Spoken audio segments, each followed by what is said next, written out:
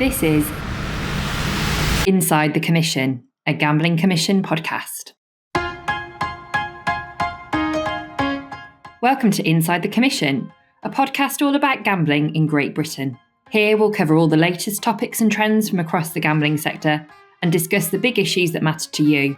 From consumer queries to industry insights, we'll bring you the facts from the front line of regulation and share the stats and stories from those in the know. For all the latest discussions and updates, you can subscribe to our Gambling Commission YouTube channel, or you can find us on your preferred platform, wherever you listen to your podcasts. Welcome back to the second part of our conversation with Ben Haden and Helen Bryce from our Research and Statistics team. In part 2, we'll talk how we're continuously improving the ways we gather data and research to build a bigger, more robust picture of gambling behaviours in Great Britain.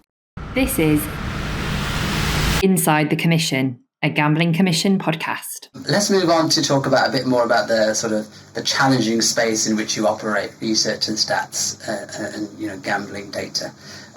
There's been a lot made about data is the new oil. I'm not sure how accurate that is, but it could be true. I think even at your conference, you spoke of it about being a nuclear substance, nuclear material. So it's clearly quite a powerful thing, right? Data is very powerful. The gambling research space is obviously hotly contested. People use data in different ways to paint a different story or tell their version of what they believe is happening. What do you think the challenges are? And so what are you doing in this space to try and address them? So I'll give a couple, but do jump in. And I guess they build on that analogy, that sort of nuclear material analogy. And I really liked it, right, because it gets across, as you say, the sort of the powerful nature of it, but also the fact that it needs to be used with care. A couple of points I want to pick up on probably there. One around sort of capacity and one around engagement. So, there has been exponential growth in terms of the amount of data that you can mine. And there's been exponential growth in terms of the methodologies that you can probably use to mine it. So I think if you're not careful, it would be very easy to sort of disappear down a data rabbit hole, if you like, and bluntly never been seen again. And I think there's real care that we need to take in terms of building our sort of foundations around the use of data, because that's what brings trust. So it's really about making sure that what you do is sort of, usual analogy, but sort of, built on rock and not built on sand, because that's what will give it longevity. And so one of the things that we've been trying really hard to do, as Helen alluded to earlier, is to get some very strong, robust, trusted data sets that we can base our thinking on. So whether that's around consumer survey data with GSGB, whether it's around a rich source of qualitative data, so consumers telling us in their own voices what they think about things from our consumer voice work that we do, whether that's the ROCD operated transaction data, whether it's the open banking data that gives you that view of someone's sort of financial experience. It's about getting those foundations in place so that we can then start to leverage, as we've talked really about how we'd like to be able to do by the time the conference sort of comes around next time. And that's what really brings you back to that sort of three-dimensional view as well. And then the other point is around engagement. Now, not everyone agrees on everything. And sometimes in our sort of world, it feels like, well, this is the first time it's happened in 2025 that everyone doesn't agree on a piece of research or the way in which that research has been done. But I think it's clearly not a sort of modern phenomenon. This has been happening for some times. And I think particularly in a sector like gambling, where it means a lot to a lot of different people for a lot of different reasons, you are always going to have a very healthy debate about the evidence base that's in there. And it's our job really to try and be that neutral, authoritative voice about evidence. And it's difficult because of the noise, but that is what we have to sort of aim for and try and build. And I'll give you one example of how I think we can start to do that better. And I think if my sort of utopia for release of research reports, whether those are ours or someone else's, is that the lead of the report is always about how that piece of research is advancing the evidence base, as opposed to what a killer stat might be from that particular piece of research that's your headline. Now, it's a bit John Lennon, it's a bit sort of Imagine, but that, I think, would be evidence of a really healthy ecosystem in terms of building an evidence base in a strong way. I think just touching on the point around this is not a new phenomenon, people arguing over stats, and obviously the GSGB has just recently been released as an official stat, and it's had a mixed reception from certain quarters. What's our role in tackling some of that around the misinformation or misreporting? Some people are not even alluding to it when they should be talking. It is the official statistic, and there's a lot of different takes on it. As the Commission, as the people who provide the official stat, what is our duty? I think it's being delivering the messages from the GSGB in as clear way as possible, being open and transparent about the methodology that we're using for that survey or for any of our official statistics, and also providing all of the relevant technical information, including sort of the strengths and limitations of that methodology. We've already spoken about how we don't think that it's sensible to kind of rely on one source of evidence when you're building this kind of bigger picture, and how you need to layer different pieces of work and pieces of research together to give you that overall view. And one of the reasons for that as well is because each approach that we use or each piece of data has its own kind of strengths, its limitations, and we need to overcome those by kind of layering all these different bits of work up. But I think we need to be as clear in the way that we disseminate that information as possible, as well as being as open and transparent. And that's one of the reasons, I suppose, why we've put all the data in the UK Data Archive, so that it's there for other people to use as well. I mean, I think your team has been doing some great work, right, in terms of reviewing our sort of progress on GSGB, sort of year one and beyond the release, and kind of saying, well, here's what happened, this is where we're at, this is what we're looking to do in terms of improving it, here's how we're responding to the way in which GSGB is being sort of used out there in the public domain, what went well, what went not quite so well, what do we sort of need to improve, and we'll publish that soon, I think, right? So it's a public document, it's not just something that we're interested in looking at ourselves, because to your point around transparency, we want to be super clear that modern official statistics don't just sort of sit on a shelf, they evolve and they develop. I was reading great stuff the other day about how migration statistics have changed and how people have done a fundamentally different, they've created a fundamentally different set of statistics from what was originally measuring migration, and it just showed a great example of where you need to make these changes to reflect where you are in the sort of the modern world of data and progress. Exactly. And I think hopefully this will start to do a bit for that the same, and it's all about building trust in the long run. We adhere to the Code of Practice for Statistics when we produce all of our official statistics, but actually that code is relevant to all of the work that we do in our team. So it's around kind of high quality, being trustworthy, and kind of providing research that's of value to people. So I think whilst we obviously kind of follow that really closely in relation to some of our official publications, it's a really good kind of framework that we work to, and innovation and improvement is a key part of the Code of Practice for Statistics, and kind of making sure that approaches are kind of relevant, up to date, and take on board kind of new data sets, new ways of doing things. So we definitely kind of work with that ethos in mind around kind of continuous improvement, really. Do you know, I'm always really surprised when I see sometimes out there that we're only interested in GSGB and that's it, and it's GSGB or nothing in terms of trying to understand what the sort of the level of problems or harms that people might be experiencing out there in the world in relation to gambling, because it's simply not the case. If anyone is going to do any form of survey work out there around the subject that we're interested in, we're going to read it, we're going to see what we can take from it, we're going to see how that might influence our evidence base. So proud as I am of GSGB, it's clearly it's not the only source of evidence in town. Yeah. Absolutely.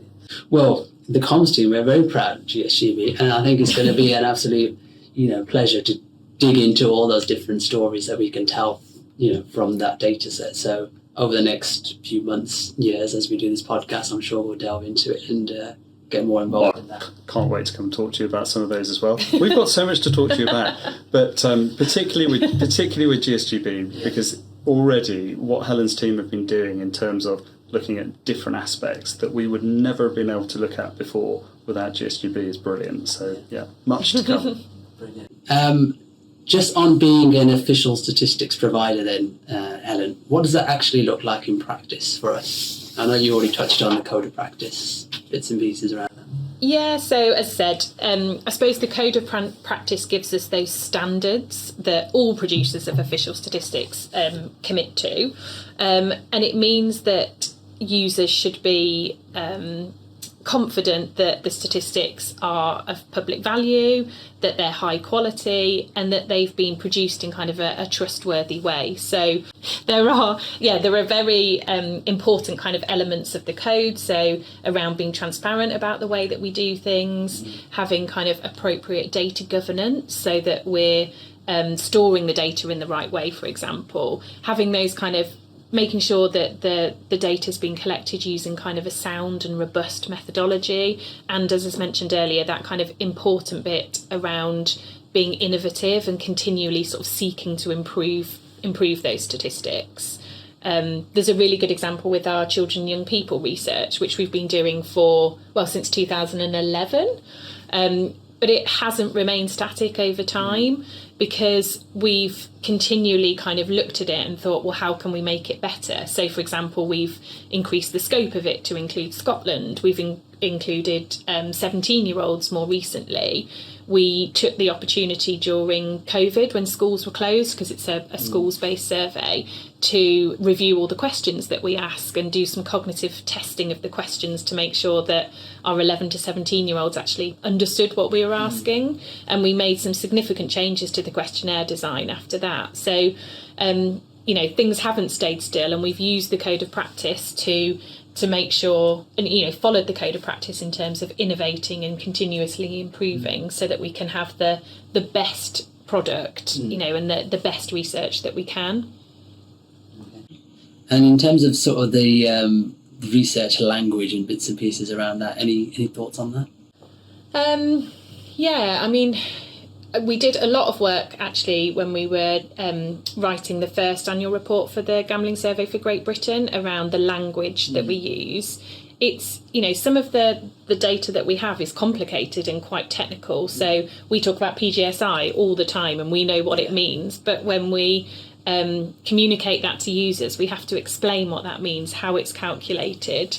And also we have to be really careful about not using stigmatising language as well. And there's been a lot of work on this that we were able to kind of incorporate into the GSGB. So now we use more of the technical definitions around somebody who scores 8 or more on the PGSI, which would mean that they are somebody who's experiencing problem gambling. We have to be really careful around sort of that stigmatising language. Okay, thank you very much.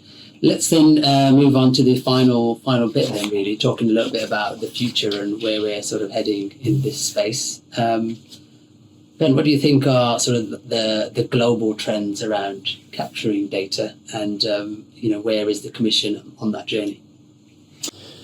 So I think there are two things, aren't there, really, with data in the modern sense, where there's the opportunity to undertake deep, significant analysis of very large data sets, and there's the opportunity to use data to become more sort of operationally efficient. Yeah.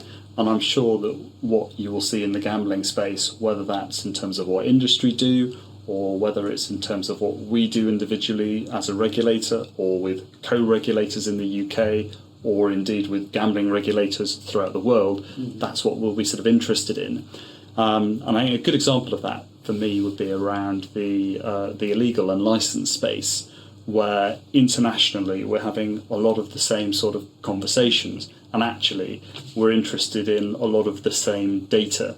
So I think you can start to see a world where we collect data once rather than 50 times. So in the International Association of Gaming Regulators working group on illegal gambling, where we've got about sort of 35 jurisdictions all really interested in having these conversations, you can start to see where, actually I collect that data point, you collect that data point, he collects that data point. Let's do it once, and let's do it more sort of efficiently and effectively, and that should then allow us to sort of delve into the data in a much smarter way. And it's reflected as well, I think, within data quality. Right. So you can have the most brilliant sort of AI assisted deep learning methodologies that you want, but if the data is rubbish, it's pointless. So I think we had as part of the spring conference, we had a working group of IARGA sort of talking about data, and it was really interesting to just discover from others things that they were experiencing around data quality, and thinking, well, no, that's something that we could use, and I think we will help each other from an international space just get the quality of our data better, particularly where, let's face it, a lot of the operators that we are talking about or talking to are all operating in the same jurisdictions that we're regulating. So, lots of opportunities from that point of view. Yeah, and of course it sends a message to them as well, doesn't it, that we are collaborating and working in that way. Yeah, exactly. Brilliant. Okay, so to finish off then also, wanted to ask about, up until recently, sort of licensed gambling businesses, operators, have voluntarily given their profits towards good causes, and as part of the Gambling Act review, we've looked at producing a mandatory levy that will hopefully generate money for prevention and for treatment of gambling, and some of it will also go to research. So some of it will come to you guys, hopefully. How will this affect the research landscape in Great Britain? So it's clearly going to be a significant injection of resource into our ecosystem, without a shadow of doubt. And I think so significant that it will be a step change in terms of what's achievable. I think it will both enable us to speed up some of those answers to the sort of gaps that we talked about earlier on, but I think it will also allow us to take some of those slightly longer term decisions in terms of not every piece of research can be turned around in a week or a couple of months, and sometimes you actually need to take a couple of years to do it and invest significant funds. And I think this sort of investment will sort of help us to do that. I think it will increase the range of disciplines that start to get interested about gambling research, and therefore, back to our 3D model, will provide us with more perspectives on the challenges that we're trying to understand. And I think it'll just enable us to put our sort of core framework on a 21st century footing. So if you look at the kind of government's direction in terms of what it wants to do with data, clearly, why would the gambling sort of sector and ecosystem not be a part of that? And then we can start to do some really interesting things, I think, in terms of joining up that data. I mean, you've long thought about what we could potentially do with GSGB in that space, haven't you? Yeah, definitely. And I think the levy gives us this massive opportunity, because whilst we've kind of concentrated on building that foundation of some of our research methods, we have got ideas about how we could kind of take them to the next level. So GSGB, we've built in the capability to do longitudinal research and actually track those behaviours over time. We've really got aspirations around data linkage as well, and linking people's survey responses to other administrative data that's held about those people. And I think the levy will give us that opportunity to kind of it will give us the input from other sectors on how that can be done, so that the sort of skills around that, but also potentially the cash to do it as well. So yeah, it's exciting because it might sort of enhance the kind of foundation of research that we've built. And has it got the capacity to sort of bring in other people into the industry as well, to give that bit of a different sort of feel to it? Well, if you look at where we are today, and the data that's available to researchers, interested parties from us at the moment in terms of, well, there's GSGB, there's some top level sort of regulatory return data. You know, you start to think, well, a kind of modern data library is going to look very different. And in some ways, I think, you know, in 3 to 4 years, what you will see much more are sort of curated data sets of quality held where whoever can access in the appropriate way, and they'll be of the quality that enables significant, serious work to be done. And I think that will be one of the big changes within the next 3 years, and it'll put us on a modern data footing, I think. Okay, thank you very much for taking the time to come and speak to us, and we'll hopefully speak to you soon. Yeah, any time. Thank you. This is Inside the Commission, a Gambling Commission podcast. To stay up to date with the latest content, you can subscribe to our Gambling Commission YouTube channel, or you can find us on your preferred platform, wherever you listen to your podcasts. Thanks for listening.